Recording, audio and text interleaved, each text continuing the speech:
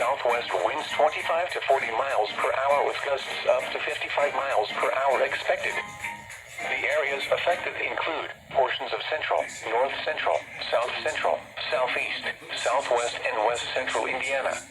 The hazardous conditions are expected from 11 p.m. this evening to 9 a.m. Eastern Daylight Time Friday. The following impacts are expected. Gusty winds could blow around unsecured objects. Tree limbs could be blown down and a few power outages may result. Use extra caution when driving, especially if operating a high-profile vehicle. Secure outdoor objects. A high wind warning means a hazardous high wind event is expected or occurring. Sustained wind speeds of at least 40 miles per hour or gusts of 58 miles per hour or more can lead to property damage.